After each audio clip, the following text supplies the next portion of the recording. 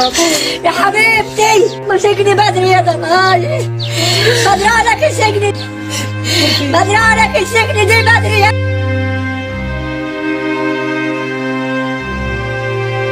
طلعوا لي بنتي مش بتعرف تعوم، يا ريتني كنت مكانك يا بنتي.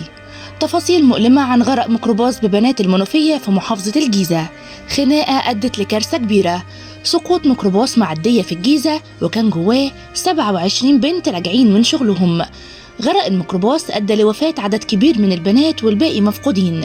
تعالوا نعرف ازاي ده حصل. نقلا عن شهود العيان، الموضوع ابتدى ان الميكروباص عادي طلع المعدية وكان جواه 27 بنت. شاب كان قاعد على التروسيكل وبيعاكس بنت من الموجودين جوه الميكروباص اثناء نقلهم على المعدية.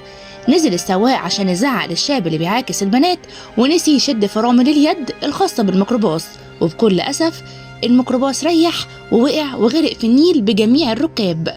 وتم انتشال 9 جثث لحد دلوقتي، ولسه في 6 بنات مفقودين وجاري البحث عنهم من قبل فريق الإنقاذ النهري والصيادين. وخليني أقول لكم إن الفتيات اللي كانوا بداخل الميكروباص فهم جايين من محافظة المنوفية عشان يشتغلوا في مزرعة في القناطر في الجيزة، وتتراوح أعمار البنات من 17 ل 20 سنة. شهداء لقمة العيش راحوا ضحية الإهمال. ألقت قوات الشرطة القبض على السائق اللي نزل من العربية عشان يتشاجر مع سائق التروسيكل بسبب تحرشه بالفتيات، وجاري تكثيف التحريات بشأن ملابسات الحادث.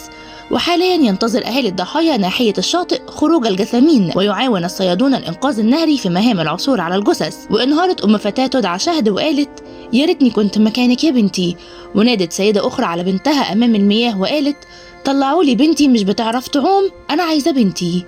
إن لله وإنا إليه راجعون. يا ريت كلنا ندعي لهم بالرحمة والمغفرة ويلهم أهاليهم الصبر والسلوان.